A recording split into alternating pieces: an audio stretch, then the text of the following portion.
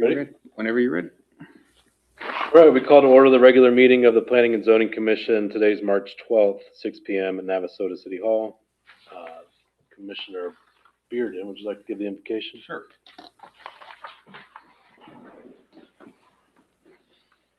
Dear God, we thank you for the day and we thank you for your blessings. I just pray that as we meet tonight that you give us wisdom, help us to know the right questions to ask and to make wise decisions as we look at the future of our city. God, I pray your blessings on this city, its leaders, and each and every member that serves our town. In Jesus' name we pray. Amen. Amen. Pledge allegiance. Pledge allegiance to the flag of the United States of America and to the republic for which it stands, one nation, under God, indivisible, with liberty and justice for all. Lupe, we have any remarks? Yes, sir. Just a reminder to silence cell phones, please. Ms. Clements? Oh, number 5, gotcha. Oh, okay. Alrighty. Because it would help if I read the whole paper.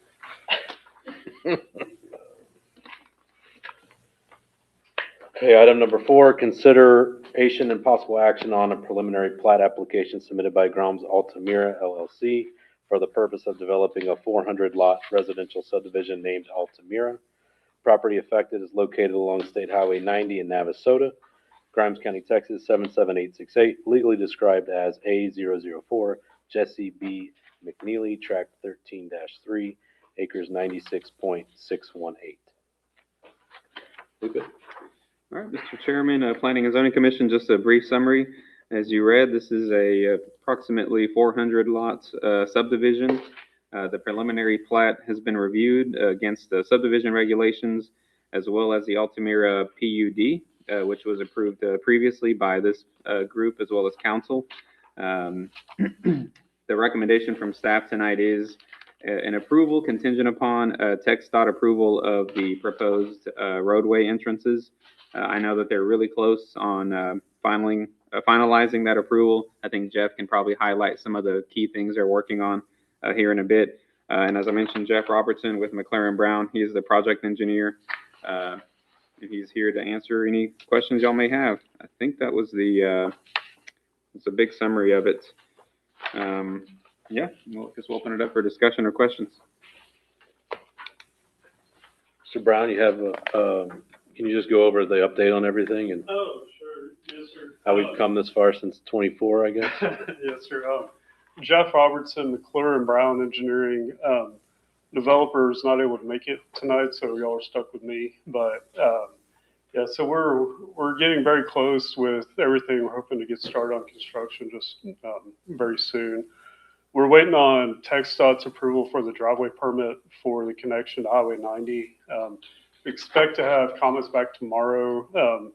The updates, we had to update our traffic impact analysis, our TIA. And then along with that, we have a right turn decel lane into the property, and then there will be a left turn lane turning into the property coming from Anderson. So those are the kind of the final points that we're kind of hammering out with TxDOT. And so as soon as we get their blessing, we'll hopefully have everything teed up, ready to go. And there will be a signal at that intersection, but it won't be until a later phase of the project. It won't be with phase 1. So I'd be happy to answer any questions. Are you anticipating the turn lanes to be installed before the development? They'll be installed as part of phase 1. Okay. Yes, sir. How long do you anticipate phase 1 will take? Construction or to fill it up? Both? Till people occupy the homes? Construction, because part of phase 1, there are some offsite utilities that have to be built back to like the high school area with a gravity force main and gas line. So that'll take a little bit of time, and then the actual construction of phase 1 is probably going to take probably 5 to 6 months before they can start home construction, which then will take another 4 to 5 months. So from when we first start turning dirt, just rule of thumb is probably 10 months to a year before people are actually living out there. Okay. And when do you anticipate starting initial construction? soon as possible. We were, construction plans are being reviewed by Lupe and the city.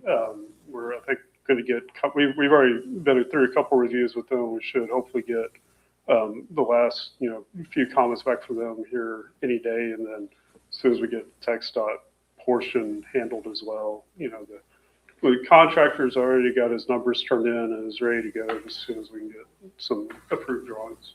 Gotcha. So is this layout and everything exactly what we saw in December of '24? I'm not going to say it's exactly. There might have been some minor tweaking, but overall, it's pretty on par. What was approved in that PUD is the concept plan, so it's supposed to be a general guide, not an exact carbon copy. But It's just because we don't have both of them to compare. You know Yeah. what I mean? And I'm just asking, and because the whole number of houses per street before another street and all that stuff was that all passed through the initial PUD and it's all being maintained here. Oh It yeah, hasn't changed, right? Yes, sir. Yeah.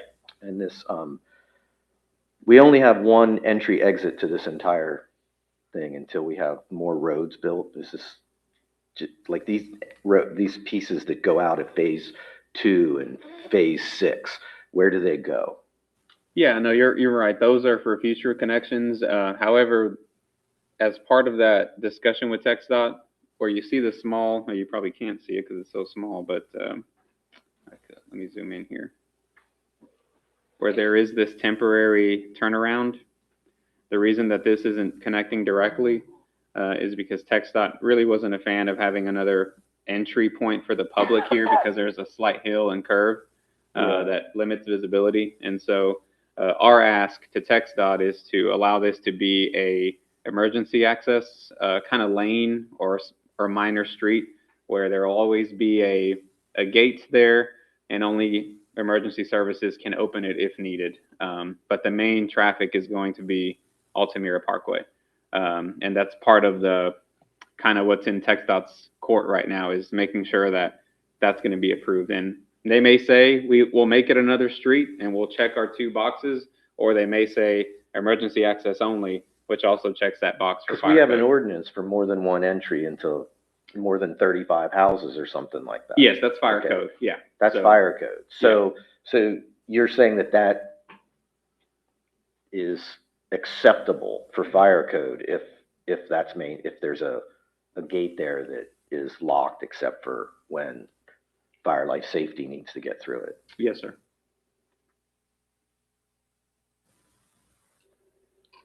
And then phase 12 and 13, I guess that's going to be commercial space?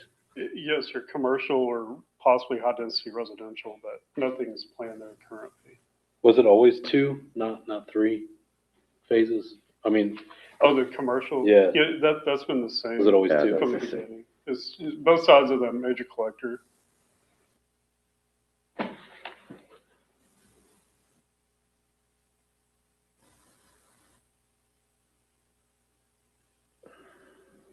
So everything else is single family, correct? Yes, sir. Park space. Should be 6.203 acres, right? Oh, on park space? Park space. Oh, yeah, so we have the large common area up front with the trail. That's the majority of the open space. There are pockets of small common areas, other places in the city's water plant is the other large open space at the bottom, the south end of the project. There's also the historic cemetery that was also in the original PUD, where they're going to add some walking trails around it and some parking space for it. And the walking trails around the retention pond, the composition of the trail, is that going to be concrete sidewalk? It's concrete. It will be built with phase 1. Yeah, it's a 10 foot wide path. Okay.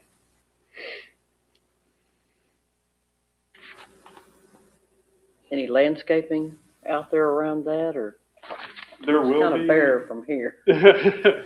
There will be. I don't know. We don't have a landscape plan, but developer will want to make it look nice to attract buyers. I would think so too, especially the entryway and then that's right near it. Well, we have language in an ordinance, right, 3.01.21. Developers are strongly encouraged to utilize attractive landscaped and designed entries and exits in their subdivision plan. And what we have coming in, I mean, besides whatever kind of monument you're gonna have, is potentially high-density housing on the road or commercial property on the road, and a detention pond, which may or may not be treated as A park. planted for wildlife, right? I mean, it could just as easily be a mud pit. So there's some, like, how pretty is the front gonna be when we, by the time we're done with, if we have high density housing, then that's just gonna be, say a fourplex units and parking spaces on the road, right? And so I'm a little leery of the attractiveness line, and I know it's strongly encouraged, but I know, I guess, for me, the detention pond out in the front is always that's where they go because they're going to go to the ditch. But can we get them to be planted as, rainwater sanctuaries with the right planting instead of just being grass with a piece of concrete down the middle of it to a drain? Or a fountain. There are planting techniques to be Right. able to utilize to absorb some of the water, to have the right kind of plants, to have birds and stuff. We're going to have a path around it. People want to enjoy the path. Let's see if we can't, get that kind of landscaping involved with it is Yes. where I would be. But, I mean, that's something we can push it when we get a landscaping plan, right? When we see that. I'd like to see some sort of nice gating, I mean, it doesn't have to be a gate that shuts, I guess, but some sort of nice entryway, across from Cow Talk when you're turning in that road. I mean, you're sort of announcing this is neighborhood Altamira or something, to make it pretty, to make it attractive, want people to drive in there. And I know the developer has been working on subdivision signing and monumentation, things like that. I'm not as involved in that because Okay. it doesn't really require engineering most of the time. Yeah, But no, we get it. they are There's definitely architect. trying to make that, they're But trying to then the make that architect has to have front the door engineer. attractive. And that's the reason. Also, we pulled the houses back away from Highway 90 because we didn't want people right on the highway. Sure. Because it's hard to sell houses that way, and also it's not the best look. So. Yeah, So- I think Chandler has shared a few renderings of potential concepts but there will be a monument sign. I think it's a large stone sign with the logo of what Altamira is, but that hasn't been announced yet, obviously. But even if you notice here on the back of Phase 3, there's a little common area. Okay. And from conversations with Chandler, he's kind of back and forth on placing the monument sign there because it's closest to the actual entrance of where the homes are, or closer to 90. Because all this is still, by one owner. So, yeah, I think that's just going to be a decision on Chandler on where exactly that should go. But you do have a little bit of a common area here to place a nice entrance sign. And remind me, is there sidewalks on both sides of the roads? No, it's on one side. Just one side? Yeah, there's particular streets that were approved as one side in the PUD, and that's in Okay. alignment here. Yeah. And the mail kiosks, Yes, sir. It's just south of Phase 13, and we will. Parking spaces and, Yeah, we did put parking spaces right there, and then there will potentially be another one the other end of the project. I don't remember exactly where that. Right here. Yeah, right there, and then also over to the left in Phase 10. yeah. There was another Just area for some parking. So we have parking in various areas. Whether or not each Here. one will be a kiosk, I don't know, but we'll work with the post office when the time comes for those phases. That second detention pond that we just rolled by there a second ago, Yes. how will it be landscaped? It'll be. I don't know. It will be landscape. It's trees and grass typically what. Will it have a walking trail? We have the sidewalk on On two sides of two it with sides the of it. street, Yeah. but that one is much smaller Okay. because the drainage area going to that area is much smaller than the big pond. And then Ethan, you mentioned, a figure, I can't remember, 6 point something acres for Six. park space. Did we meet that goal? 6.203 of HOA, POA. We add owned and all these maintained. little pieces together, are we there?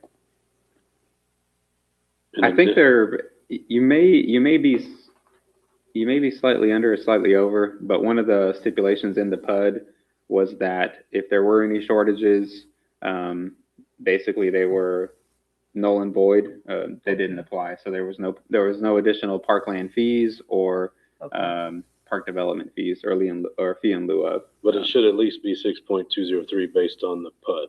Yes, correct. It's not gonna be less than that. No. Okay. Yeah, it's in line with the PUD.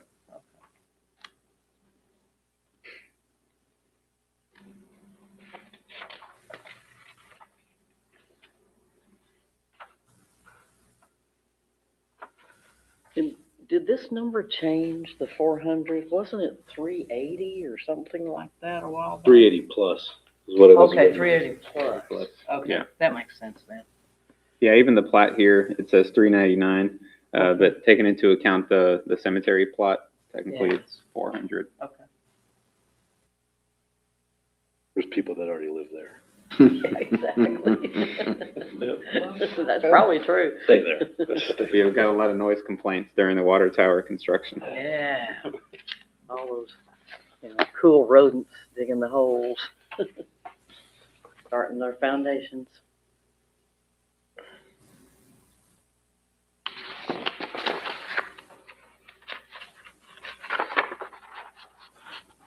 There's some roads that, on the edges that, I'm not really sure, how are those dead ending? Are they gonna connect to something eventually, or what's the plan?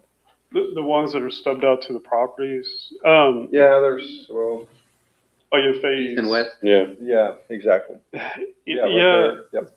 so we needed to stub out access to the adjacent properties. So those were the locations we picked. The main street's on the thoroughfare plan, so that was pretty easy where that one's gonna go. In the interim, if the adjacent properties haven't developed before we get to those, we'll put a temporary turnaround on those, into those streets where somebody or trash truck or whoever gets down there, they'll have a cul-de-sac basically just made out of gravel until that road gets extended. Either that or sometimes we'll put end of road markers back at the last intersection. But in this case, especially in phase 11, there's 3 more houses that would need access. So we'll probably end up doing a temporary turnaround on that one. You've got the land to do that. It would have to come into one of the lots, so it would be held until that gets extended. Okay. By the time we get to phase 11, hopefully our neighbors have decided what they're going to do, or at least we'll have a better idea, because that'll be obviously several years down the road. Right.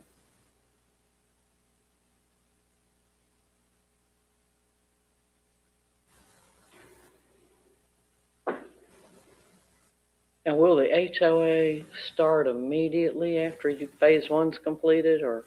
Yeah, so again, I'm going to get off talking about things that I'm not super familiar with, but typically in our neighborhoods, HOA is set up immediately, and it's ran by the developer until at least, and I'm not sure on the percentage, but it's usually 50 to 75% of the homes are occupied, and then it turns over to the homeowners. Okay.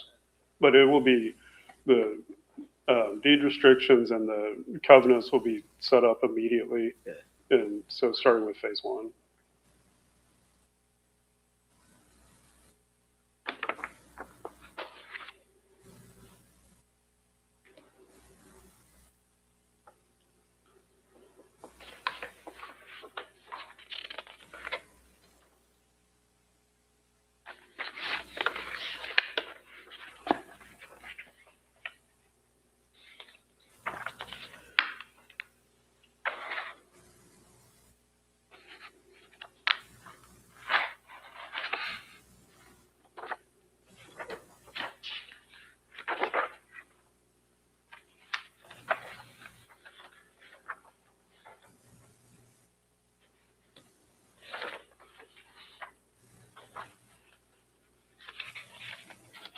Exactly how much land is considered common space that the HOA is going to be responsible to maintain?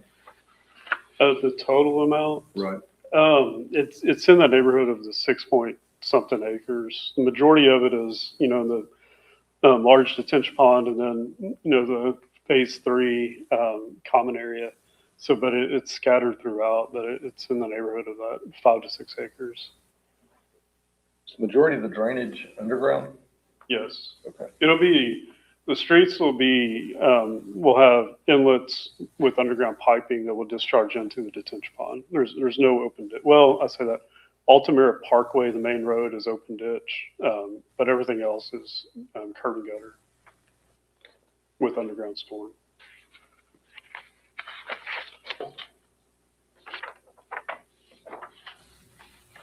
When you describe open ditch, are we talking gently sloping? Yes, sir. So the right of way is 80 feet wide and the road is 38. So you have that extra 20 plus feet on each side of the road that will be used to make it's about a 2 foot deep ditch. It's similar to a county road section, but a lot of county roads have that really sharp, deep ditch. Right. This will be maintained, so it'll be able to maintain a grassy ditch.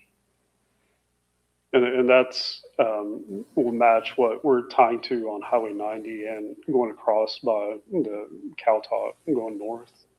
Is it sodded and irrigated or just open land or? It'll be grass seeded. They won't sod it, but it'll be irrigated until the grass is established. Gotcha. But it'll be a Bermuda mix that should be hardy and grow well.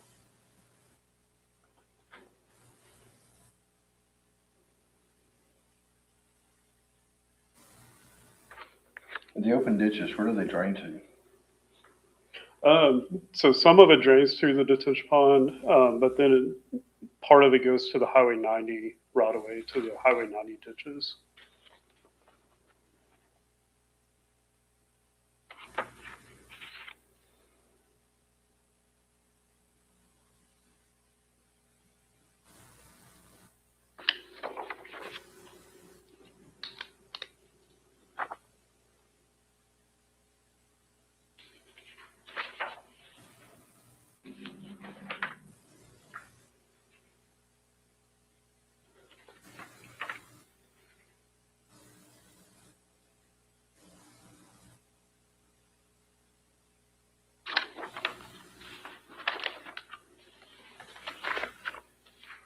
Any other discussion? I make a motion that we approve the preliminary plat application submitted by Grimes Altamira LLC for the purpose of developing a 400 lot residential subdivision named Altamira. Property affected is located along State Highway 90 in Navasota, Grimes County, Texas, 77868. And I make my motion to be contingent upon the text dot approval of the proposed entrances, plural. The motion by Commissioner Copeland. Second. Who wants it? It doesn't matter. Second by Commissioner Bearden. All those in favor say aye. Aye. Opposed? None. Item carries. Thank you, Jeff. Thanks, Jeff. Thank you. Have a great one. Item number 5, conduct a workshop discussion on Chapter 10 subdivision regulations and Chapter 14 zoning regulations related to proposed language amendments.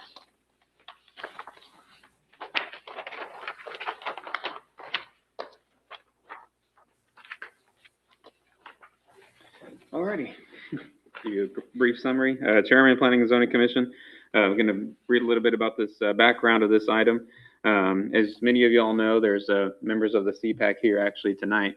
The city is undergoing a comprehensive plan update. It's really a complete revamp because it will be a brand new comp plan when it's all said and done. As a part of that update, the city will be pursuing a UDC, which is a Unified Development Code that's going to bring all of our current codes that we have adopted for development into one master document. So there will be, today we have Chapter 10 for subdivision, Chapter 14 for zoning. This UDC code will have everything in one chapter where it, makes it easier even to review and also for developers and engineers to design because they can find everything in one master Bible of development code. So we're undergoing that process now. Actually, we have our second town hall for that comp plan meeting coming up on the 31st of March. After that town hall, they're going to move into drafting the comp plan, getting it ready for public feedback, probably sometime in the early summer in June, with the goal to hopefully present for adoption, which will come to planning and zoning and council, the actual comp plan in the fall. Once that comp plan is adopted, the next steps are the zoning map, actually creating that zone or all the zoning districts that align with the comp plan. That'll come shortly after, probably by the end of the year, maybe beginning of 2027. And in doing that, at the same time, the consultant will be drafting that UDC code at the same time. And so in an ideal scenario, we'll potentially have that UDC next year around this time. And it's a long process, right? Because it's not just updating it for best practices. It's also combining all of those various codes into one file or one document. And so as part of that, because there is a little bit of time between now and then, this actually got brought up at a council meeting in a workshop discussion where the council is interested in maybe updating some of these particular items that they feel is important to update before we get to that final milestone of the UDC. Why important to update it now instead of just talking about it and waiting and then updating it when we update everything? Why are we doing it now and then doing it again? Yeah, I mean, the council, they unanimously wanted these items to be discussed and updated. And so they tasked planning and zoning to workshop these items, discuss them, and we put together the list of items that they identified that needed to have a discussion. And so in your packet, you have all of the items that were listed, and then there's also in your current packet that you picked up when you walked in, and also emailed to you earlier this week, some draft language. There's an Excel file that it's actually a little bit easier to read because it's on larger paper that shows you what the current code is. Let me see if I can get it out here. Shows you what that current code is, a little brief background and summary of what the existing language reads and what the proposed amendments would maybe look like, and then some additional information. There is hyperlinks on this printed out page, but you won't be able to click on them because they are printed. But anyway, that's a summary of it. We could maybe go through them one at a time, or we could just pick and choose as long as we discuss them at some point before the end of the night, or whatever direction y'all would like to go. Could I ask a question? Lupe, I was at the workshop and, and I listened to the gentleman, talk about the park space and that we need to change our charges and Yes. and all of that stuff, and related to how many units they were being built, then increase the park space to match that. So I was there, but so one of my questions is, who was that guy?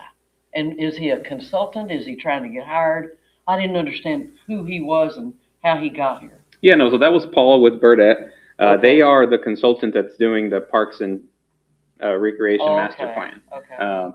Part of that scope of that project was for them to look at our current subdivision ordinance and see where it needs some tweaks, where we should probably make some changes based on current best practices. And so that night, that presentation is actually what's in your packet and staff report, Right.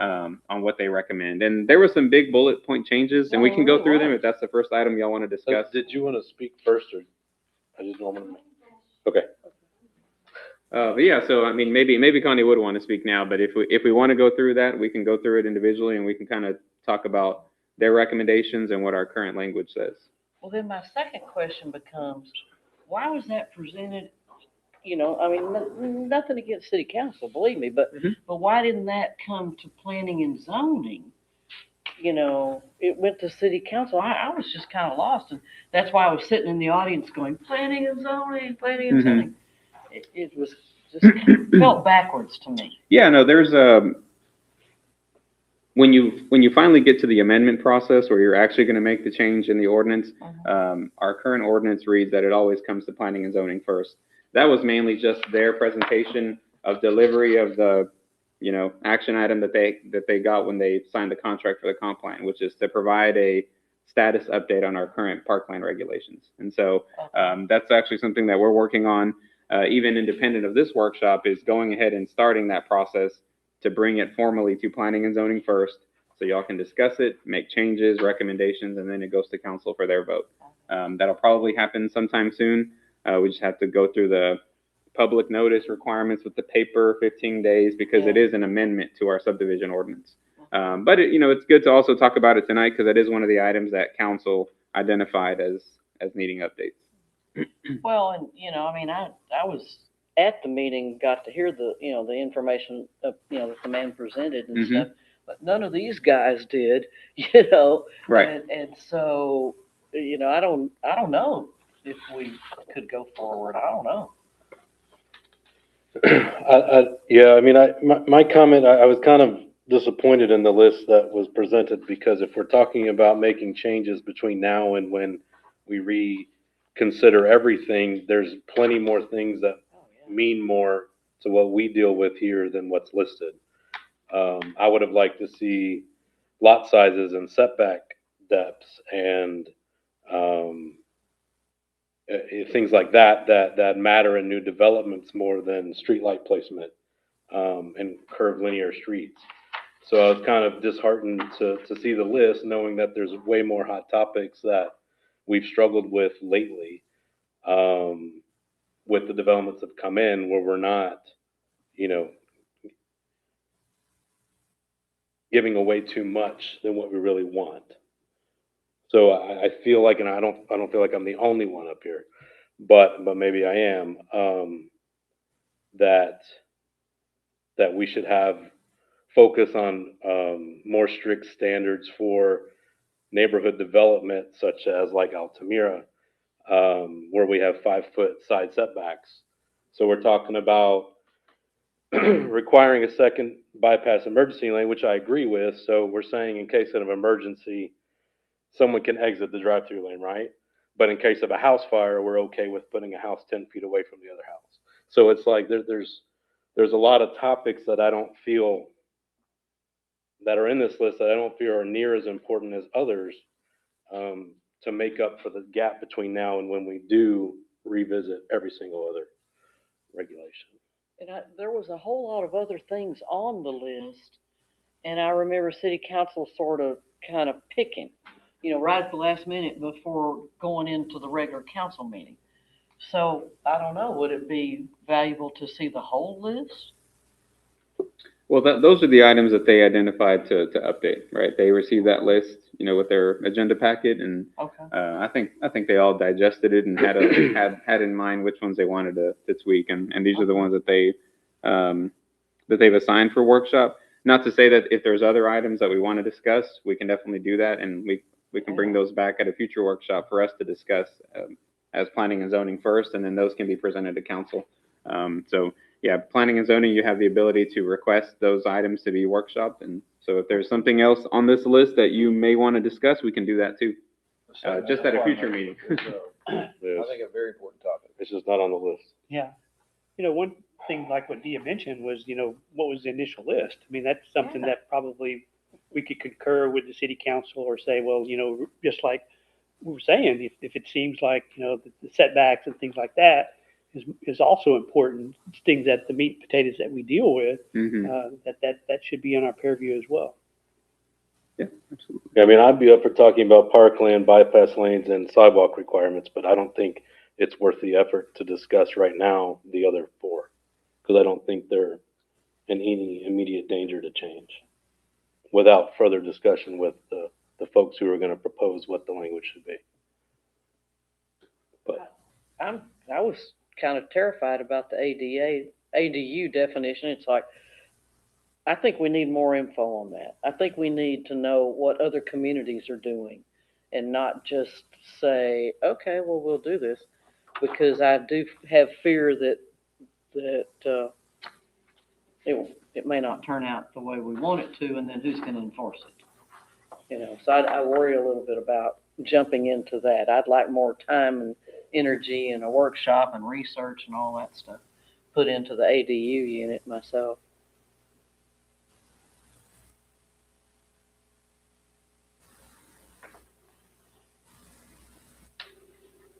Connie?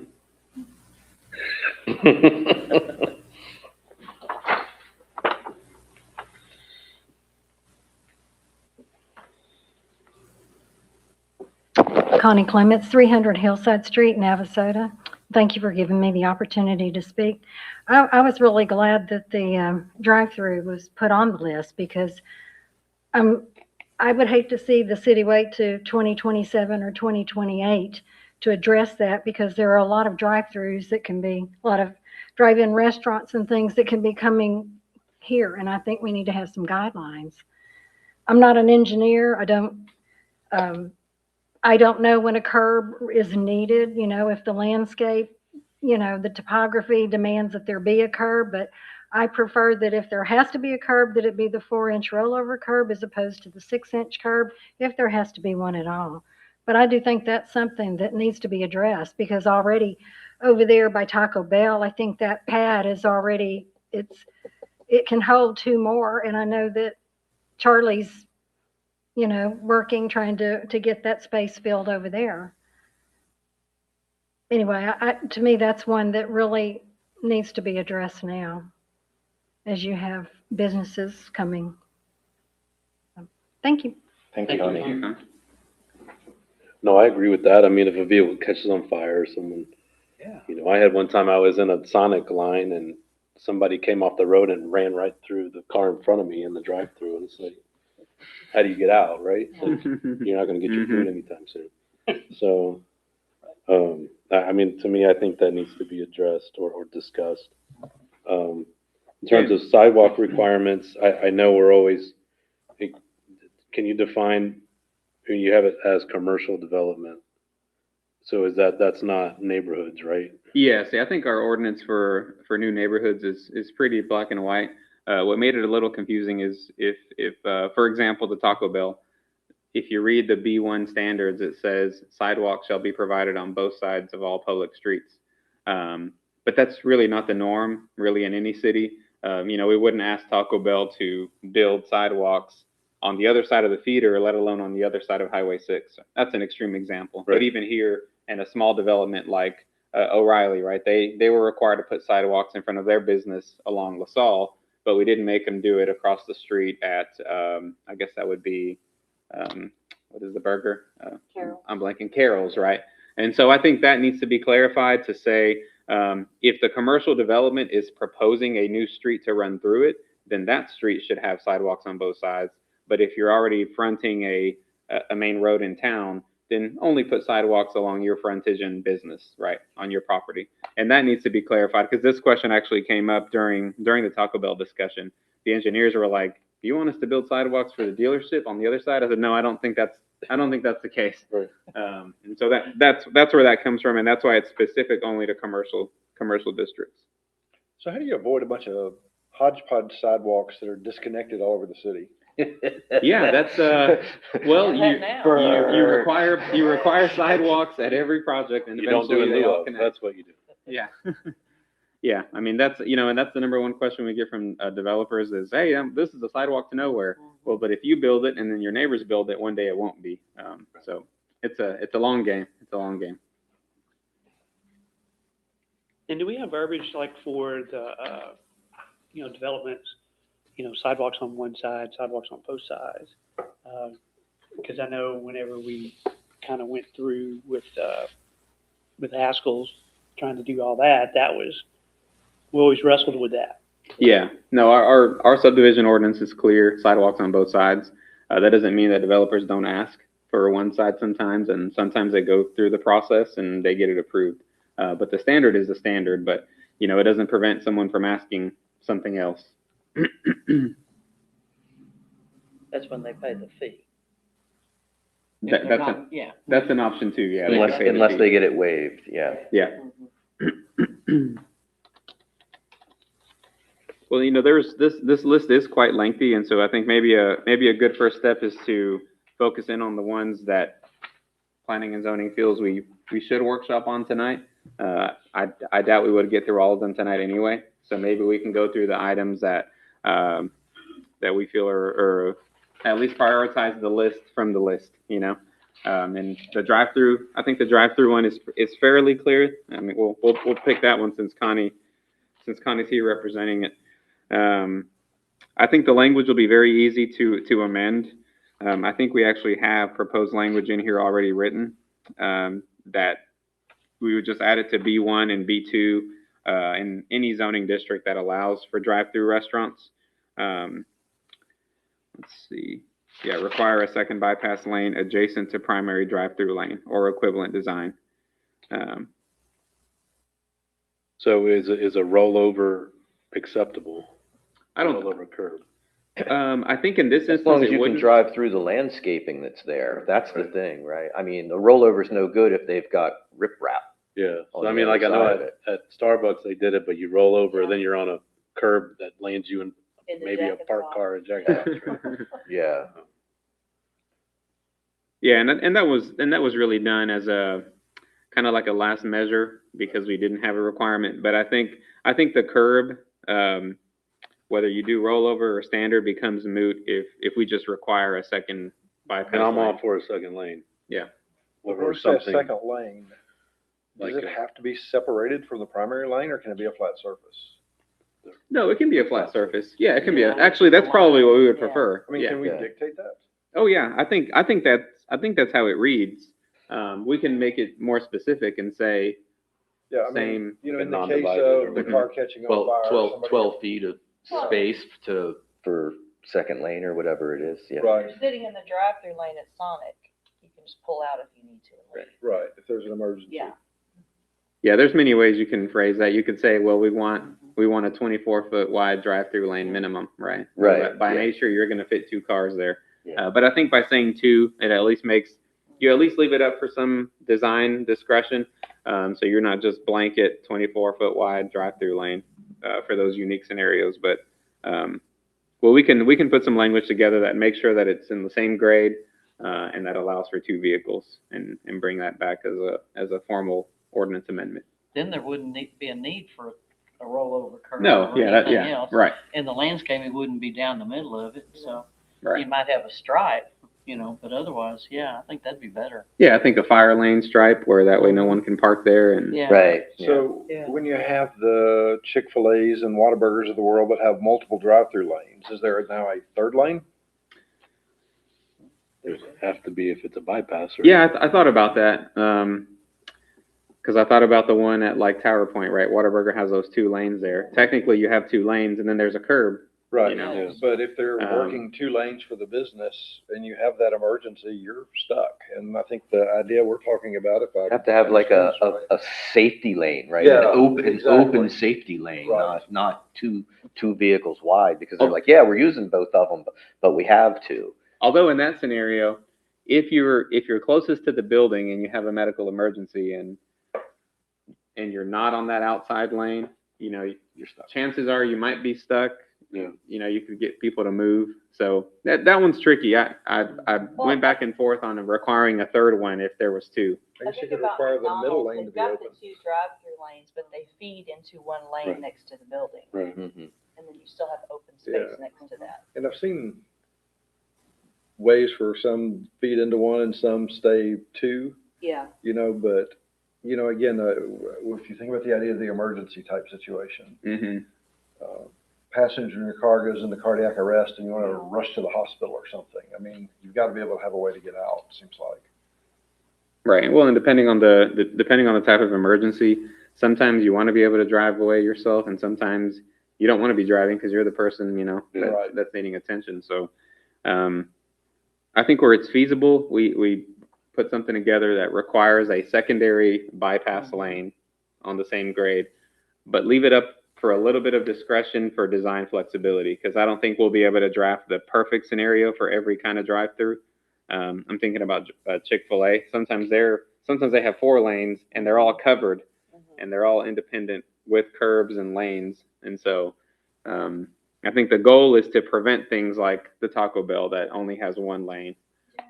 Jack or in the Box. Jack in the Box. Jack in the Box, I'm sorry. Yeah. Anything Go over a but cliff Jack if in the you're gonna get that. Right. We want to avoid that, but we don't want to necessarily pin ourselves in the corner if there's a unique development out there that we're like, hey, this can't happen now because, you know, if Whataburger does come and we have to say no because they already have 2 lanes, but we needed a third one and they can't make it work, then we're making them go get a variance. And so I think we require it, but we leave it open for a little bit of discretion. Not too much, but at least to make it clear that we don't want the Jack in the Box scenarios.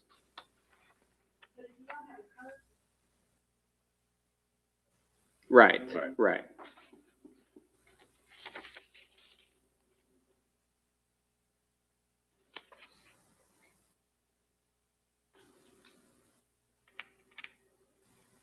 Everybody good with that? Yeah, I think so.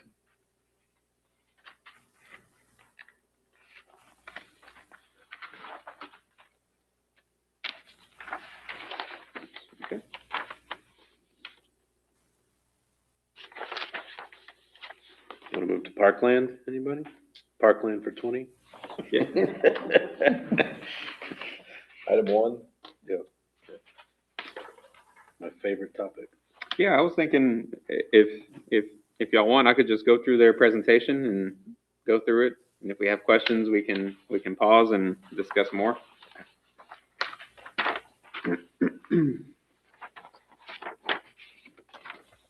So first slide, as this reads, what was the primary objective? Well, it was to explain the need for the ordinance update, bring up to speed on new best practices, review the financial impacts, discuss legal defensibility. Some of those items changed. Who defines best practice? Great question. We're going to get there. Just the bird. So, well, actually, a lot of these parkland ordinances across the state, they all originate from Dr. Crompton in College Station. He's kind of like the, I don't know, forefather of parkland ordinances. And recently in 2022, he released a new kind of case study on this topic, where a lot of these things got slightly tweaked and updated. And so Burdett really based their recommendations on his studies and what other cities have been doing since.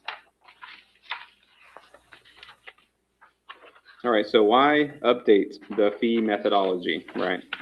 Obviously, if you look at our current parkland ordinance, there's a park development fee for $350, which is very, very short on probably what it takes to build a park. And then our fee in lieu of land is based on a appraisal of an acre. So it's a little bit cumbersome, and then that park development fee is really, really low. And so in here it says property values and construction costs have increased significantly. Our parkland ordinance was passed in 2010. That's 16 years ago now. And so inflation, COVID, everything in between, things have gone significantly higher, as well as land. Land, obviously, it gets more and more expensive. And so what we don't want is we don't want to have fees in place, fee in lieu of in place that then don't cover the cost of those improvements.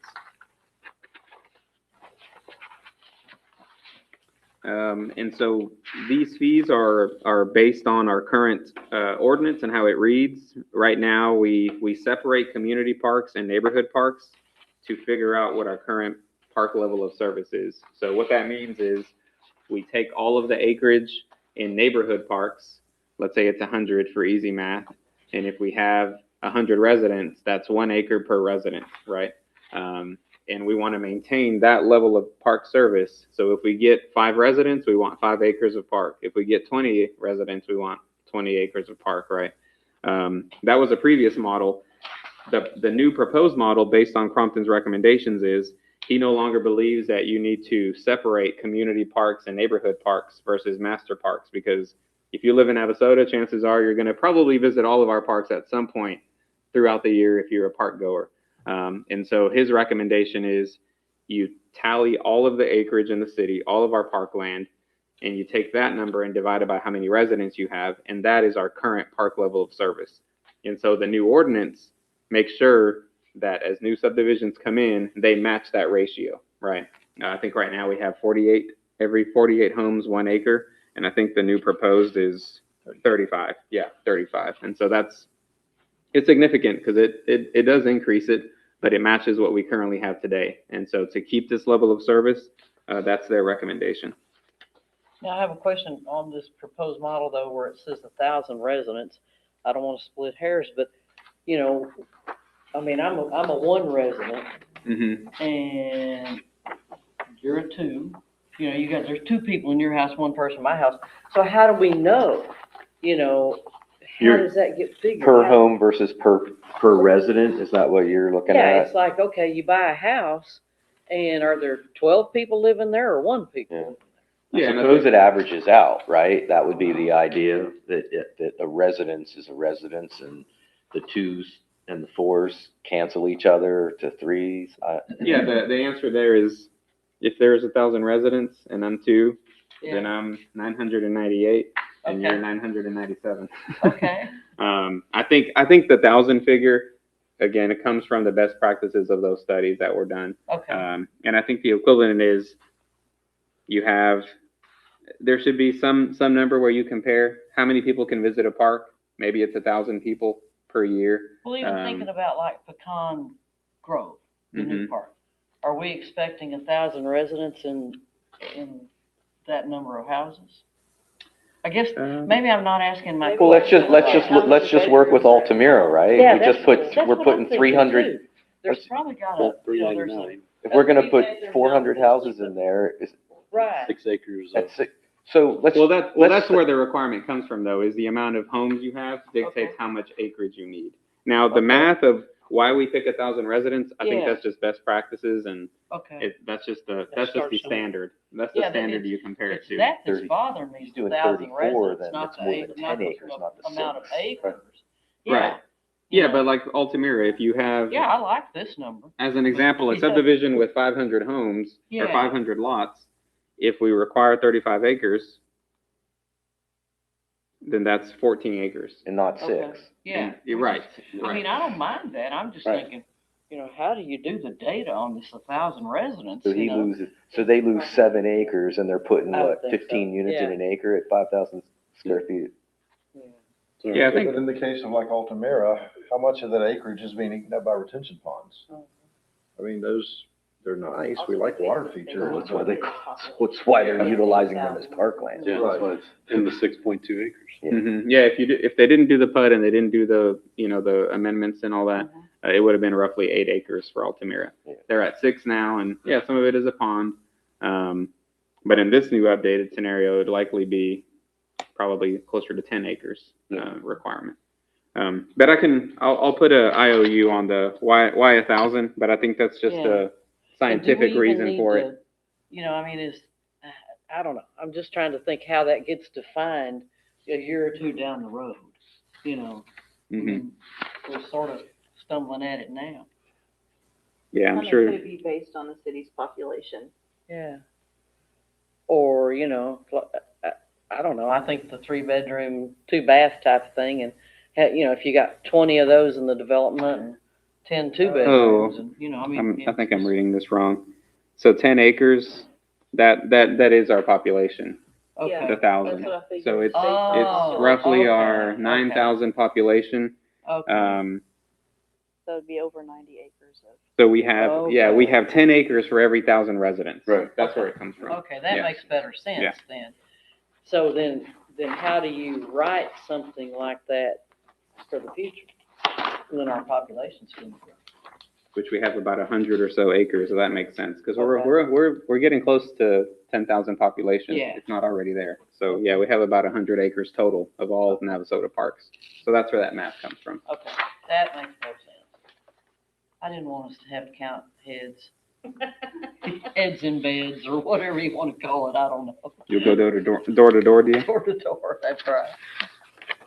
And so, okay, so then the next page talks about, I guess there's one more item on here. The previous recommendation from Crompton was to separate single family and multifamily.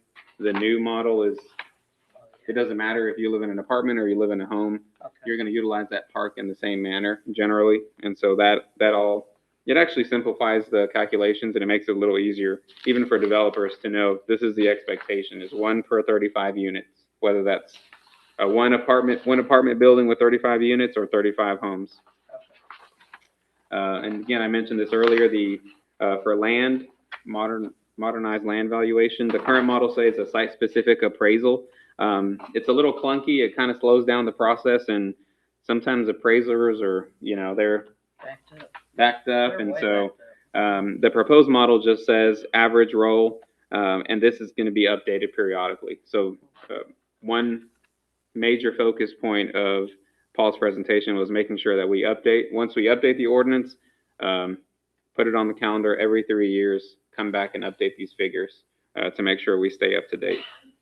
Do we even have to put a figure in there, or can we just say the average land value from the GCAD tax roll?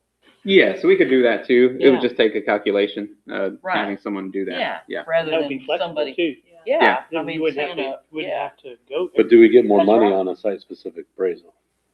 Well, it depends, right? I mean, you may get less. I guess all appraisals probably want to be higher. They're all normally higher than If tax they- roll. do you want to sell or They're do you not want to normally pay higher, or taxes? they are? That's They are? Yeah. Right. You don't necessarily want it to be higher. Only if you want to sell. If you want to pay taxes, you don't want it higher. Right.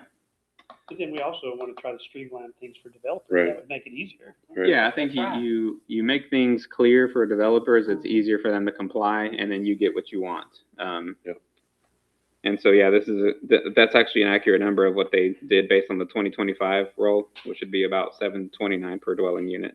Well, I think if you put in that 25,236 per acre, they're gonna say, whoa, that's what we're doing, and what if it's worth 35,000? Well, and again, this is for 2020. Average. This is for 25, Right. and so That's why I say don't even put that in there, just put it in there to use that, use the verbiage. the latest Yeah. adopted approved appraisal Yep, roll, Yeah. basically. Yeah.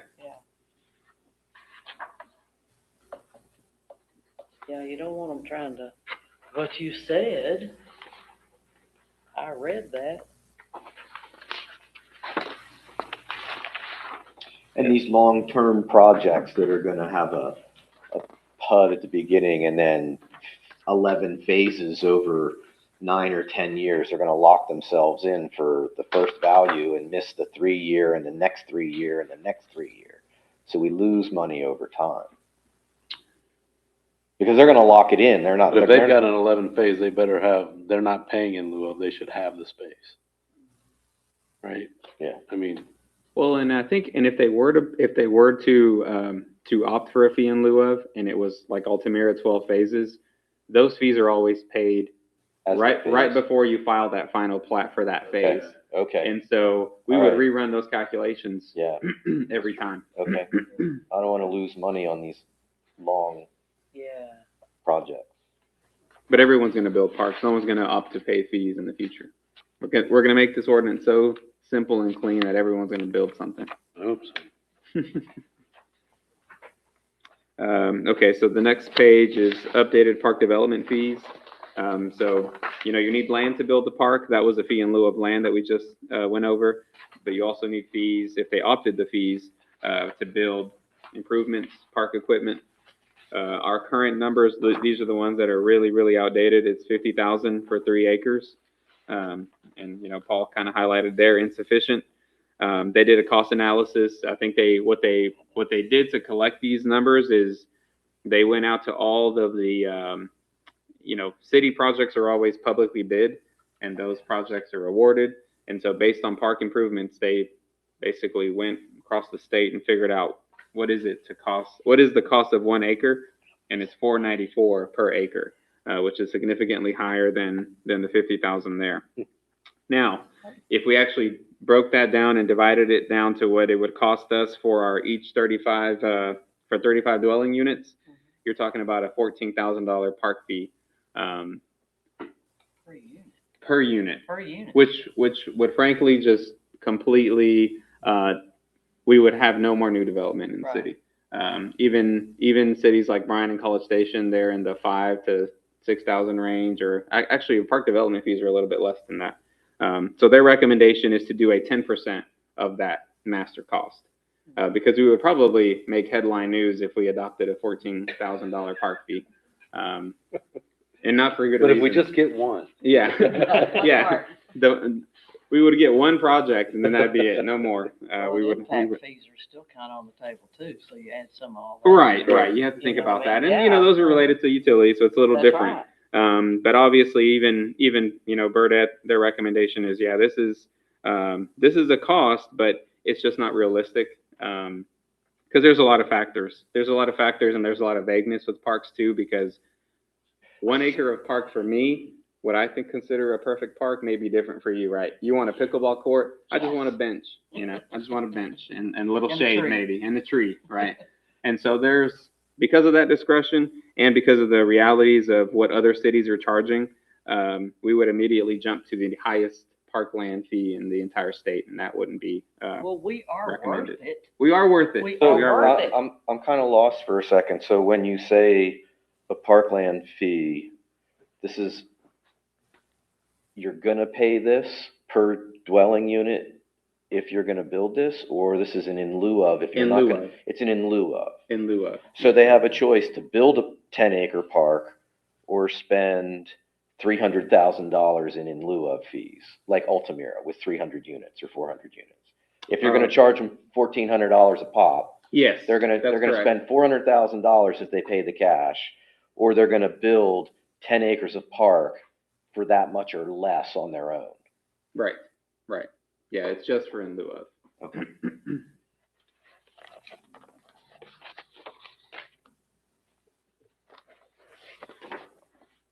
Because then isn't there some criteria behind in lieu of, it has to be used within a park in such radius from the development? Yes, our current parkland ordinance says that it has to be used in these park zones, and it points to the comp plan of where those park zones are. They're not in the comp plan, and so, and based on our size, our square miles, and Crumpton's new recommendation for a city our size, we really shouldn't be dividing ourselves that way. The entire city is our park zone. And so that's his recommendation, is to change it to say these fees collected in Altamira can be spent anywhere in the city, because we're just not that big to justify zones. Are we talking about maintenance costs, capital improvements? I mean, what do we mean by? Yeah, versus construction of a new park is, Right. yeah. Have we spent any? There's an expiration date on those funds too, isn't it? Not necessarily an expiration date, but Well, if you don't use it in X amount of time, it has to go back to the developer. if the developer requests it after a certain time, yes. But if they don't request it, they have a short window to request a refund. If they don't request it, then it stays in the park fund. But yeah, there's a shot clock in there. But like Bert's saying, we're not necessarily building new park space with every one of these if people are paying in lieu. I mean, we're getting new park space if they're not paying the in lieu of, because it's gonna be built in the neighborhood that they're developing, right? So you get a site-specific park for that new development. If they do pay it, we can put it anywhere, but we don't have to be building with it. We can utilize it for maintenance and upgrades. I believe so. I think the language is very vague. As long as it's park related, I don't think you'd want to use them for maintenance. That's kind of a different bucket. My point. I don't know that I would want to see that being used Right. for the maintenance either. To me, how do we make our parks better? How do we expand amenities and services? And, Right. To me, this would be one vehicle for doing that. Yeah, because we got, 70,000 out of Pecan Grove? Something like that. Yeah, it's 72 or 76, something like that, right? yeah. Yeah. Per phase. We've only gotten one phase so far, so there's about 35 or 30 or 25, something like that. But the thought was they're right next to August Horse, right? So Right. Yeah, why? that was,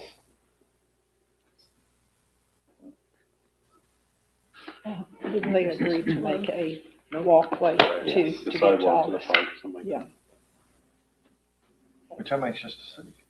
on the other side of the road, yeah, Mhm. on the airport side of the road. Right. when they dig in that.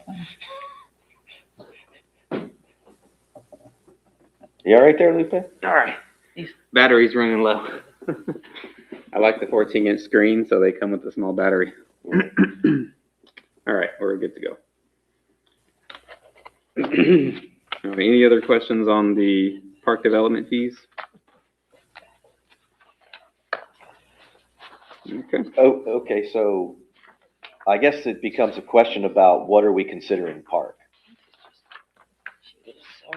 Because this idea of retention ponds being parkland, if they're not being landscaped in such a way that they are not just a grass pit, is unacceptable to me. Mm-hmm. Especially given what you can do with a retention detention pond as far as plant life. I mean, if you've ever been to, Fort Collins in Colorado State and seen that every building has a detention pond beside it and they're all landscaped, or heck, go to Tarrant County's got a parking lot and there's different kinds of detention ponds that you can build all the way around this place. I mean, if they're going to call it parkland, it's got to be usable, and it's got to be not just a pond with a. It can't be a detention pond with a sidewalk and then call that parkland. Environmental enrichment. Yeah, exactly. You're speaking about Colorado. My son and daughter all live there, and they're in Arvada, and they have a newer development, and they do have, a retention pond, and it's got playgrounds for the kids, swings. It's got all kinds of stuff on the higher elevations. But then when it snows, I mean, they use that all for a little toboggan run. Down off Tabor Road, and there's a detention pond that's got a basketball court in the middle of it. So, I mean, I don't know how wet that thing gets, but it's a concrete basketball court that's in the pit. I had to laugh at it when I came across it. So, Todd, to answer your question, we do want to adopt some minimum standards, and that'll be a component of this ordinance update. We really want to get the fees updated, so we're thinking just logistically, we want to get those in there up and going as quickly as possible, and some minor language changes. But we would like to adopt some minimum standards. And Paul did provide me just a draft recommendation on what would be like a base minimum, right? And it's tiered based on acreage, and I'm going to pull it up here on the screen. So if we have a 10-acre park, that may look completely different than if someone can only, or is only required to do half an acre, right? Yeah. See if I can get this right. Oh, there it is. Okay, on this page it says detention ponds eligible if improved with park amenities. Right. Yeah. Right. So here is a good example, right? So 3.1. Let me back up a little bit. Our current subdivision ordinance references a parks manual. It's in the same place where that parks zone is. It doesn't exist. I think there was probably a book somewhere at some point. We're thinking it might have just been boilerplate language for that draft ordinance, but this would establish some minimums. So, for example, mini pocket parks, anything from 0.1 to 2 acres. Here is what you would want, right, as amenities minimum, and this will be all subject to our feedback. 2 benches, a shade tree, canopy or structure, and then pedestrian access from public right of way, right? So have a way to get there. I'm trying to think of if there's a park that's similar to this, a mini pocket park. Maybe like Ketchum Park before they added all the park equipment, there used to just be trees and the turtles. Yeah. Now they've gotten a little bit better. Neighborhood parks, 2 to 10 acres. See, now you're getting into a little bit more ADA accessible playground equipment, open lawn, minimum of an acre, picnic area, and a looping walking path, at least quarter mile, right? But it doesn't say anything about, trees, canopies, or Right, and I think what we would probably would want is as you're getting larger acreage, you're also picking up kind of like the eggs in the basket. You're also picking up all the items that we asked for in the small Yeah, ones. everything, Yeah, so. everything plus. Yeah, Yeah. that was my initial thought because I thought the same thing too. I'm like, well, I want a tree even if it's 10 acres, you know, Yeah. just because it's not a mini park. So Like a neighborhood park would be all the three at the top: seating, shade tree, pedestrian access, plus accessible playground, open lawn, picnic area. correct. Yeah, you just pick up more things as you go, and then you get into the 10 to 40 acres. Now you're talking. This is like August horse level. 2 or more athletic fields, pavilion, restrooms, off-street parking, multi-use trail. And then once you get past that, then it's 40 acres plus. Now you're talking about, maybe in my mind, what they reference with this would be kind of like the woodlands where you have little paddle boats, and now you're just, you're flying, you're in outer space now, compared to a little mini pocket park. But draft that ordinance in a way where this is the minimum, and it should be a minimum because we want, and I think developers, they're going to want attractive features in their subdivision because that's how they sell homes. But at least setting a baseline for those projects, this is kind of what it would be, something to this effect. But again, I think this will be a little bit longer discussion to figure out what exactly those minimums are. But getting the fees updated should be step one before we get here.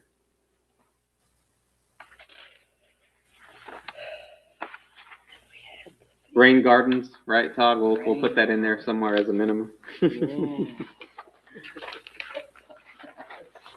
Rain garden. All right, so modernized service area. This is again what we talked about earlier. Don't divide Navasota into zones. The entire city is a zone. I did like that where it, had a 0.5 and stuff, like for the pocket park, it told, Yeah, it has some size right. limitations. And, Yeah, yep. well, or it's like a service area. Oh, right. Yeah, Right. I think that's kind of neat. And then here we get into credits and dedication requirements. Like you mentioned, Todd, about the ponds. These are, the recommendation stays the same. If a developer is wanting to account for those, and those are only counted at half. And one unique thing about our current ordinance, the way it's written, is right now there's not really a path for, unless you're going through a PUD, which pretty much all projects do. The way the current language reads is that all parks end up as city-owned parks. That's not necessarily the case of what the city wants, nor what developers want. And so this new proposed language would allow an HOA, private owned and maintained park, and it would get at least 50% credit for any fees. Because the reality is those people, they're probably going to visit their HOA park, but they're also going to visit all the other parks. And that's still an impact and a cost on those parks. So it recommends up to a 50% credit of any fees or requirements. Ideally, probably fees. They would probably opt to pay the fees for the other 50% that they're not providing, even if they did a park that only met half of our standards.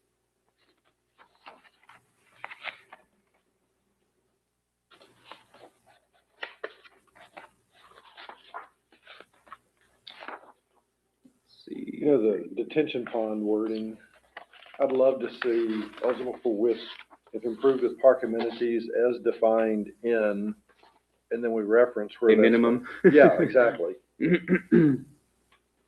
Like we'll credit your pond if we can play ball on it. Yeah, when something, it's well, dry. or, yeah, I mean. If you have a park bench where I can amenities is bird kinda watch. vague. I mean, Yeah, I'd love is it to a have bench or is it a, Yeah, you know, what is it? Yeah, Say again? Oh, he just said, depending on what amenities is vague. So is that a bench? Is that a playground? Is that a swing? Is that a? Oh, right. again, I'd like to see that Carousel. pointing to an ironclad Yeah. document saying it, that are found in this ordinance or this. This manual, yeah, Right, exactly. minimum standards manual, yeah. Or like a wet pond, right? I think a wet pond has a lot of value versus it's dry when it's not raining. you A mean wet like, pond you is mean a- as a breeding ground for chikungunya virus and such? No, it's a breeding ground for ducks, like Dove Crossing. Pretty ducks.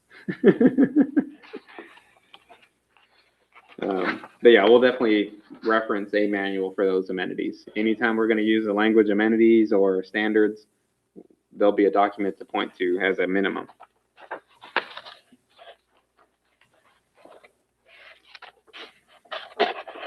Administrative timing, yeah, this is again, maintaining it, updating it every 3 years.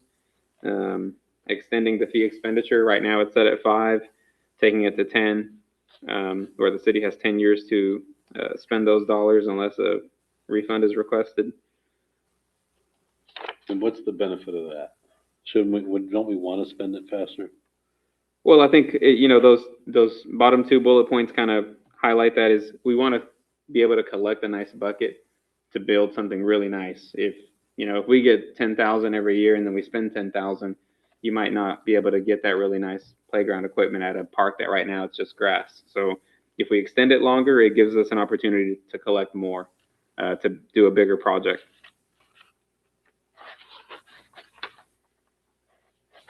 Is that the kind of stuff that comes through the Parks Committee rather than straight through council? Our current ordinance does include the Parks Committee. If there is a new city park being built, like if a developer said, I don't want an HOA park, I want this to be a city park, and if the city agreed that they wanted another city park, then I think that language reads that the Parks Committee, Planning and Zoning gets a look at it first, and then the Parks Committee does the final recommendation to council, yay or nay. No, I'm just thinking about who gets to decide to sit on the money because, let's not do this project. Let's sit on it and wait for that project. Oh, that's a good question. We haven't had a lot of funds over the years. Well, that's what I mean, Yeah. but that's what we're talking about a little bit, right? I mean, yeah, because, money in your pocket is money to burn sometimes, but you're talking about trying to build something up to make something bigger or better or reinvest in something that is just a grass field. And now we want to put some sort of, structure on it to make it more usable. So, Yeah, Will it go into the existing park fund? yes, it will go into a separate park fund. Well, okay, but I'm talking about the park fund that's on the bottom of our water bill. Well, that one is the park donation fund. Okay. That So they would funds- be kept separate? Yeah, there are two separate buckets. Yeah, any fee in lieu of it has to be kept separate, Okay. just for record-keeping Accounting, purposes. Yeah. I would say, yeah. Luffy, correct me, because I think I'm thinking about it all wrong, is I thought for a developer, if they were gonna bid in lieu of, that the city had X amount of time to build one, and it had to be in a general vicinity very close to that subdivision. That's the way our current ordinance reads. Correct, and so now if we say the city is the park, Mm-hmm. then we can use it anywhere, Yeah, any park in the city. Yeah. Or that's the recommendation. correct? Okay.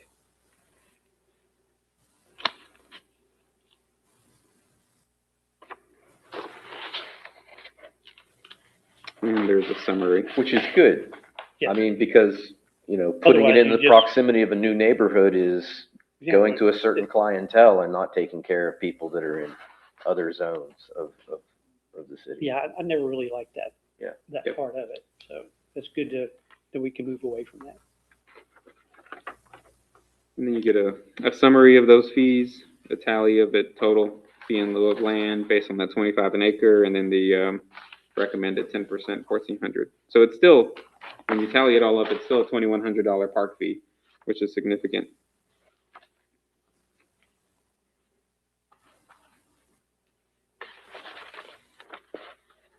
And there's an implementation strategy. Yeah, again, it's just a reiteration, reviewing that every 3 years, extending it to 10, makes things a little bit more defensible legally.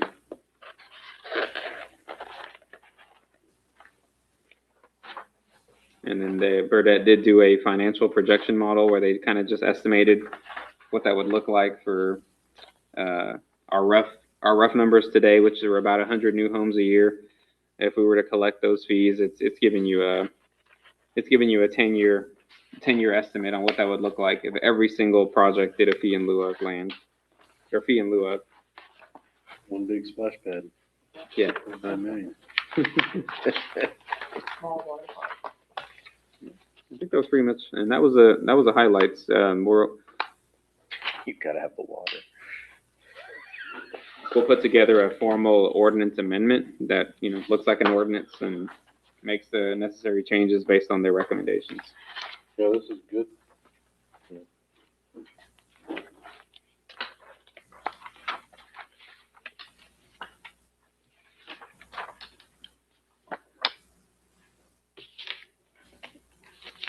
Well, we did two of them. We talked about. We want to talk about sidewalks since it seems pretty straightforward. The commercial, yeah, number Yeah, 7, sure. yeah. Let me actually, I'll pull up that language in the ordinance.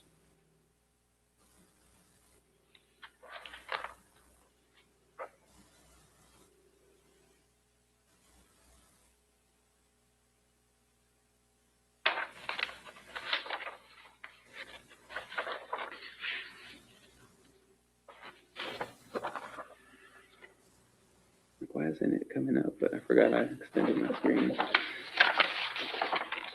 Okay. So here's the actual standard in the B1 zoning ordinance, and similar language exists in B2 also. I don't think it actually exists in CBD, but it is in B2 and B1. Sidewalks shall be provided along both sides of all public streets, unless a fee in lieu of is paid for and approved by planning and zoning. Did you say this is the B1? Yeah, this is B1. Yeah. So the proposed language would be, I think I put it in here. It's in the staff report. Clarifies, Yeah, I think it's- Shall be provided along both sides of all proposed public streets or on one side of street abutting the proposed development. And then the rest is the same. Yeah.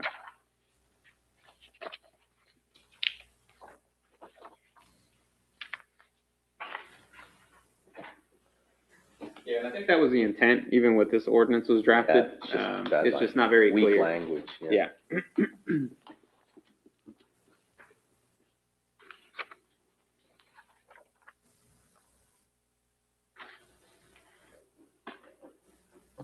Any thoughts on that proposed language? I think it's fine. Yep, I do too. I'd rather there not be an in lieu of, but. Yep. Yeah. Because why pay more for it later down the road?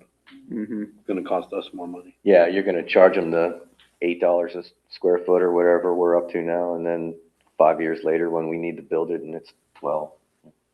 Yeah, the in lieu of amendment was added because there was a lot of projects that were going to the ZBOA and asking for a variance to just not put them in. Mm-hmm. And so I think planning and zoning initiated that amendment. We presented it to council and the council adopted it. And it was a way to give people another option instead of just going to the ZBOA and getting a variance. But I think since we've implemented it, the ZBOA has not issued any more sidewalk variances. They're either paying the fees or just building them. So it kind of did its purpose or accomplished its purpose.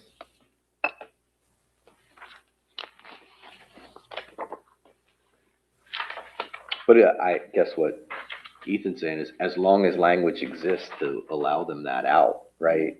Then you can't deny them. Right. If they're just like, nah, I'm just gonna pony up the money, then that's it. There's no push We just have a because, bunch of commercial businesses with no sidewalks. yeah. I don't know. Because at this point, why would we want to not have a sidewalk? Because there's no There is. then what constitutes when we put the sidewalk in? And what was the last commercial property we had that didn't put a sidewalk on?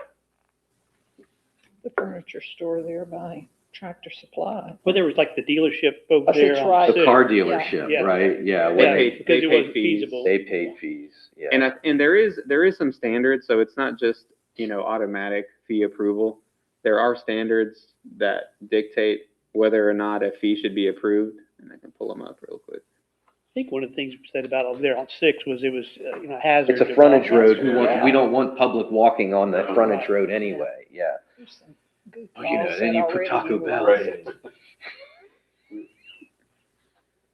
Taco Bell patrons are brave. They can walk out there. I'll just walk across the pasture from the house. Yeah. You got a pass? I live in Duck Rocket, so. Should have grabbed my glasses today. Here it is. So this is the actual language. If the following conditions exist, right? This is why a fee should be approved. If an alternate sidewalk is available, right? Or will be provided. If you can't make it level enough to be usable. Right. And I think some of those, they were referencing Highway 6, the big ditches on the edge, and Yeah, the presence of unique. This is probably what you're talking about, Todd, of unique, topographic, unusual. And then if there's a capital improvements project imminent. So for example, this would be a good put a example. sidewalk in and then the state tears it all up, right? But like West Washington right now, right? That was a grant-funded sidewalk project, and if there was somebody developing there, they would probably say, "Hey, look, sidewalk is about to build. TxDOT is going to build 6-foot wide sidewalks out front. Can I just pay the fee?" And that would be a good case for it.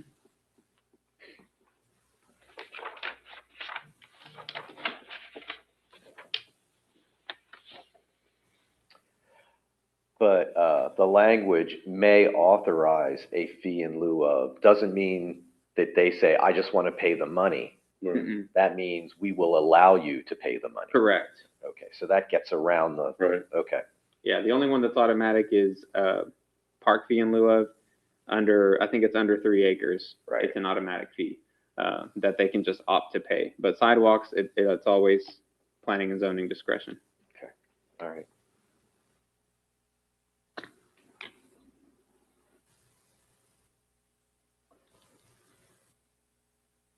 All right, so we've done 3 parkland and sidewalks and Drive-throughs. So you And think Connie's more drive-through? palatable to you if you apply to the fee of lieu of fee for No, sidewalk? I think it's fine, as long as they can't just opt for it. So they have- automatic. Yeah, as long as it's not automatic. And I agree with those. That makes sense.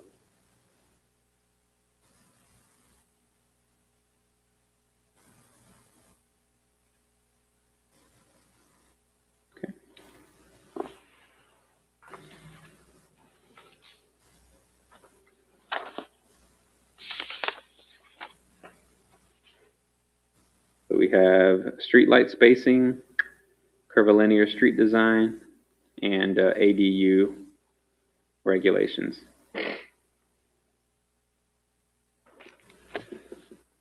So to me, number 2 and 3 are not necessarily tied together. 2 and 3? I mean, so 2, we're defining, 1 and 2. Oh, you mean 1 and 2, Bert? Or no, I'm So sorry. 2 and 3. Talk about the ADUs. Oh, okay. I think we're looking at the numbers on the long sheet. Oh, I'm sorry, I'm looking at the. oh, I was Yeah. on our. Yes. Okay. I apologize. Oh, yes. Let's see. So 2 is establishing standards for ADUs, and 3 is, whether unrelated persons can occupy an ADU. To me, number 3 is a lot simpler than number 2, looking at this list. Mm-hmm. Yeah, the big question is, our current ordinance says you can build a mother-in-law's quarter.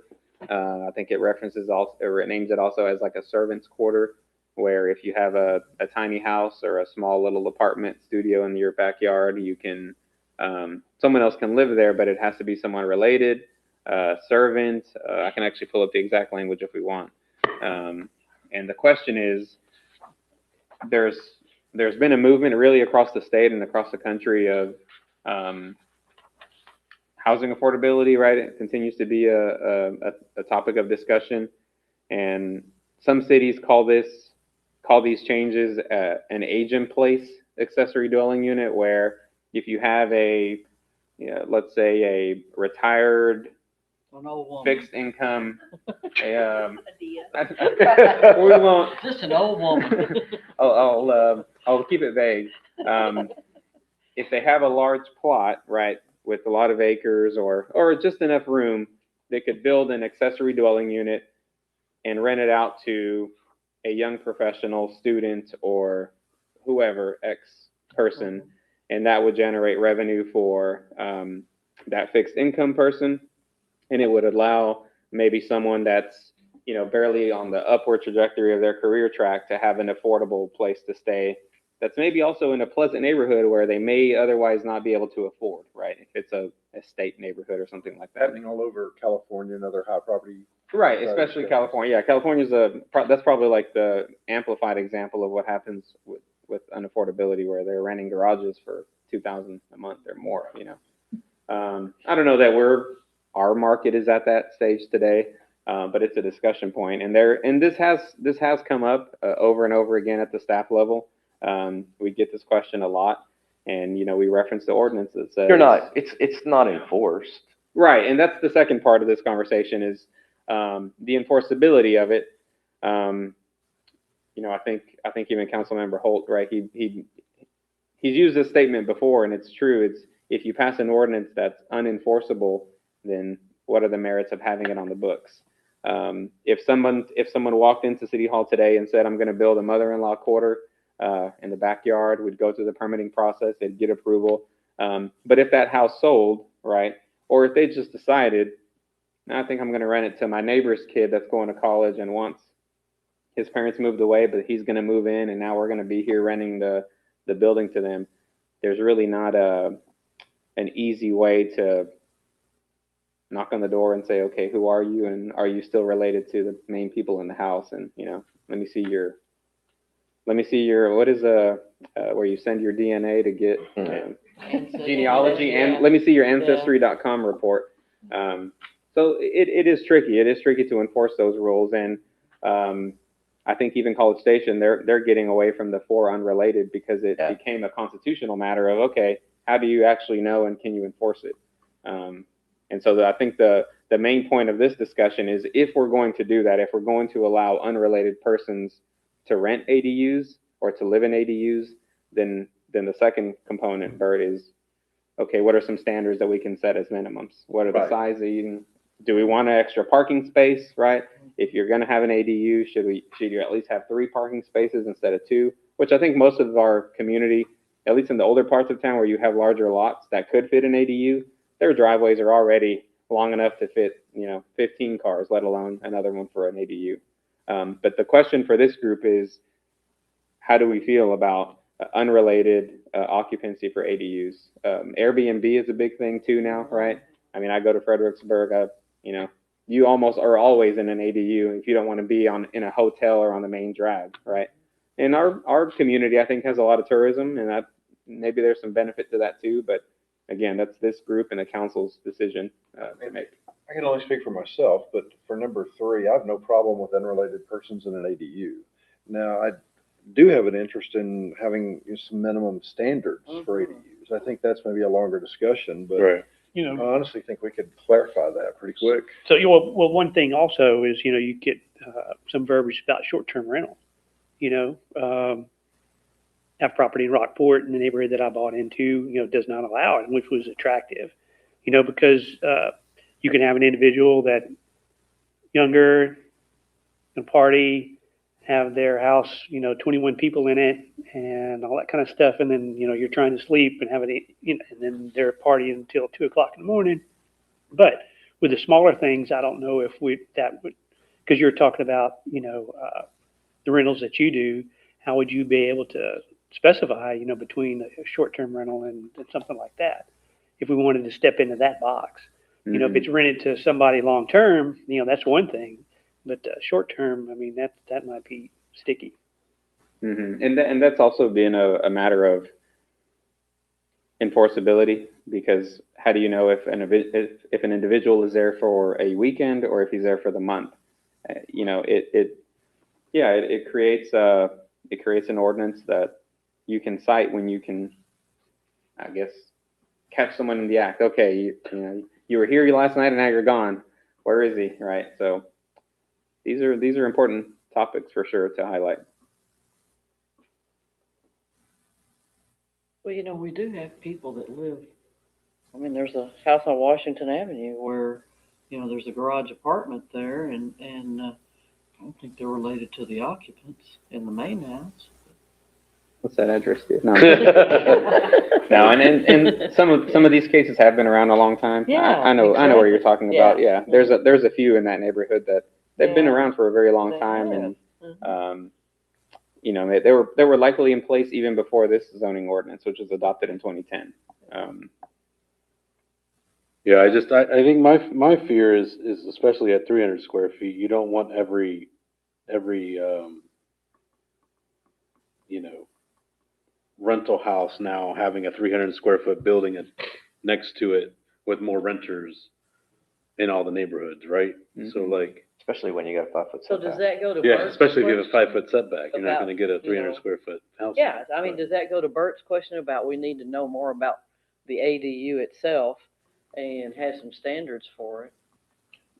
Well, you know, I really feel like number three, again, using this number three, that Yeah.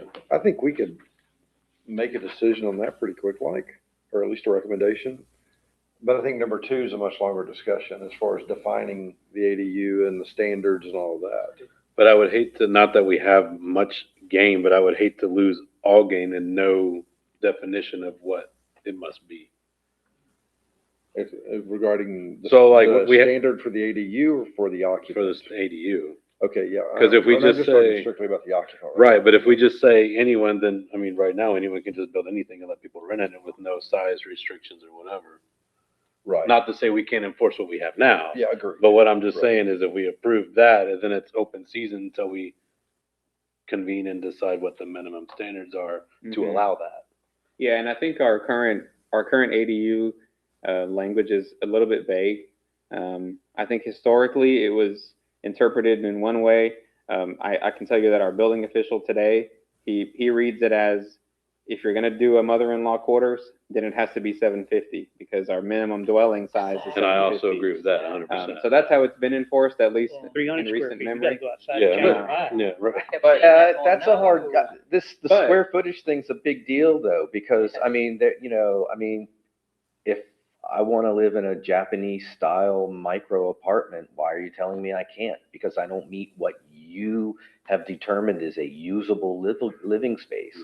And if, you know, I mean, you would throw out half of the Manhattan apartments if you said that you couldn't If live you didn't do in 750. anything less than 500 square feet, you know? So, I mean, not that we're Manhattan, I'm just saying there are people that Yeah. are, you know, I'm cool with living this way. I mean, I've certainly lived in some dang small apartments in Philadelphia, you know, so. So then do we have a limit on how many dwelling units can be on a parcel, like on a plot? Yeah, that could be another. Because is someone component. I gonna go think build that's a- 300 square foot in their backyard? Or because if they you, can? if you build a But, two-car I mean, garage and you could put 2 units above it instead Right. of 1 if you, you know, Right. yeah. Yeah, I think that is also a decision point. Currently, you can only have one dwelling per lot, unless you have a mother-in-law quarter, right, which is an accessory dwelling. But if you were to change this rule, you could say no more than 2 or no more than 1 accessory dwelling unit per X primary minimum house. square feet, whatever. Yeah, X amount of square feet. And the building code has even adopted around the big use of ADUs, where now the new building code, it has a whole chapter on accessory dwelling units. And I think this is where the 350 comes from. I don't think it's arbitrary. I think that's probably the minimum sanitary space per the building code that is habitable, right? You don't want a 20 square foot. Right. You're going to sleep in it and stand in there, you know. So the Sleep like answer an is, I think, astronaut somewhere in the hanging middle. a bag. You want to have a little discretion, but 750, we have had situations where there's just not enough room for 750, and so those folks have been turned away because, well, they just don't have the room unless they go Well, to if you build a 2-car garage that takes a oversized pickup truck, they're building 24 by 30s, and that's 720. If you're Right. building above it, right? But that's a standard 2-car garage that fits a pickup truck, because normal garages are like 12 by 12, 24 by 24, right? That doubles. But if you got a truck, you're looking at 30 instead of 24. So, and that's 720. Yeah, and you know, you could do 2-story to get to the 750 without the footprint being large, but that's, you know, that's another decision point, is what is that square footage number? And currently, it's been 750. That's what we've been requiring, because that's where But that's we for can a really point to. primary dwelling. Right, but there's no clear language, so we just default to, well, if it's a dwelling, it's a dwelling. Yeah. And so that, you know, between the the relation and defining that minimum square footage, I think those are Encouraging the, people, right? yeah, those are the two things that are discouraging, but also probably need updating. Could you Um, base the square footage of the unit based on the size of the lot you're building it on? Because you don't want to have a 750 square foot unit that takes up half your backyard because you don't really have the space for it. So like if your Mhm. lot is this size, you can only build a maximum of this size. I don't know, maybe that's a stupid question. No, I mean, it's, Well, then I had a thought about two-story structures, you know, building next to one-story houses. If you've got a neighborhood of one-story houses, and then you're adding a two-story structure in But you can't somebody's stop backyard. somebody from doing that because that would be a private, It's just a private height limit. property issue, right? Yeah, we have. If I want to build 2 stories, you can't stop me. We went down that road when we talked about, manufactured houses. Yeah. So, But still, I know. you know, I'm 2 thinking about stories, what the 5 feet residents off your might property say, line. you know. That's where I'm Well, coming if to there's you. a height requirement or something like that. You'd have an HOA with an architectural control committee, but that's a whole different discussion. Yeah. I mean, I think it needs attention, but I don't know if I don't feel comfortable, at least for me, Solving this today. resolving that one tonight, because there's too many questions that I think need more input than just Yeah. us 5. Well, I mean, I'd 6. love to see us 7. separate the discussion between the unrelated persons and then the actual definition. Because to me, one's simple and one's hard, you know, so with regard to unrelated persons, we either like it or we don't. You know, seems to me like we should be able to resolve that. Yeah, I think that's yeah, I mean, the standards, that's gonna be more discussion, like what Kathleen talked about how much yard space you want this to take up. Most cities in their unified development codes, they actually stipulate that a lot can't be turned into impervious by 25%, right? So that would prevent somebody from just building an entire backyard as an ADU. But all those standards, yeah, I agree. Those are gonna take a little bit more time and discussion here and a little bit more research if we want to see what best practices or what other cities are doing. But the unrelated component, yeah, I think that's a fairly yes or no. Oh my gosh, I heard the weirdest thing today on the radio when I was coming back from Bryan. And now in Oregon, they've passed a law, and it's for the polyamorous people. And I thought, well, I've never heard of that word. I don't know what it means.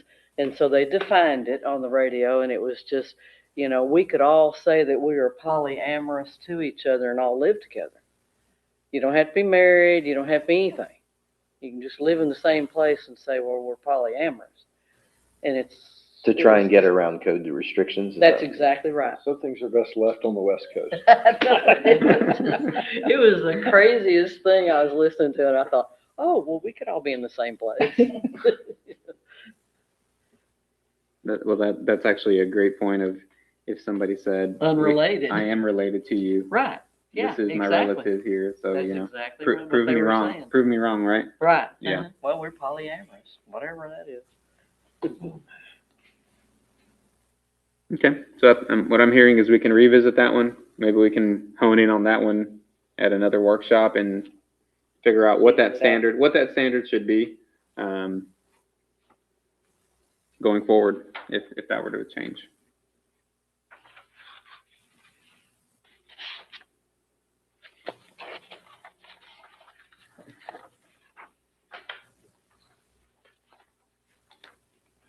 And I just think we just postpone the other 2 for the sake of time. Hungry.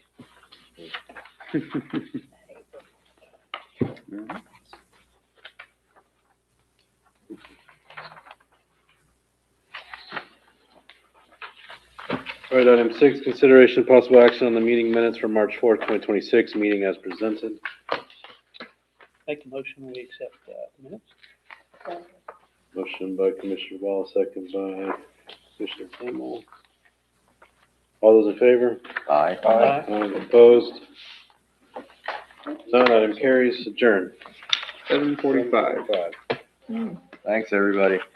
Thank you all. Oh, be careful now. That would be a work-related issue. You know, when you were talking about a house being on fire